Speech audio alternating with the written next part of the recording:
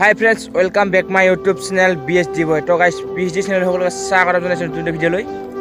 তো guys, আজি আইছো পথাৰত নেক্সট যোৱা ভিডিওত আপোনালোকে দেখা পাইছে মই পথাৰত আইছিলো আলু খেতিত মাটি দিবলৈ। তো ঠিক আজি ঠিক তেনেকৈ এয়া চাওক মেচিন লৈ আইছো আলু ঔষধ দিবৰ কাৰণে। এয়া চাওক আলু খেতি যোৱাটো ভিডিওত আপোনালোকে দেখাইছে আলুখিনি ইমান ভালকে ওলা নাছিল। এতিয়া চাওক গাইস ডাঙৰ হৈছে।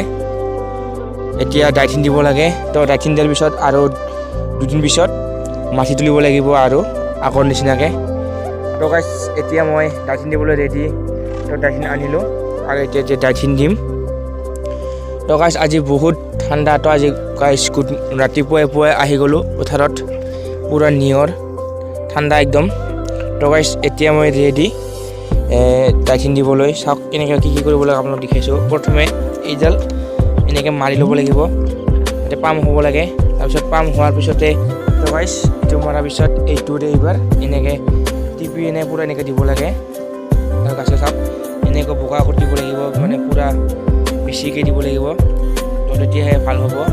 মানে কম হ'লে মানে কি এই আগত এনেকুৱা আছিল এইবিলাক চাওক চিট্ৰি হৈ আছে, মানে পাতবিলাক কুকুৰা লাগি আছে।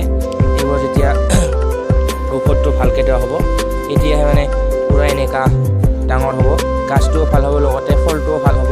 তাৰপৰা এতিয়া স্প্ৰে কৰোঁ। তো গাইস আপোনালোকে ভিডিঅ'টো চাই থাকক আৰু লাইক শ্বেয়াৰ এণ্ড কমেণ্ট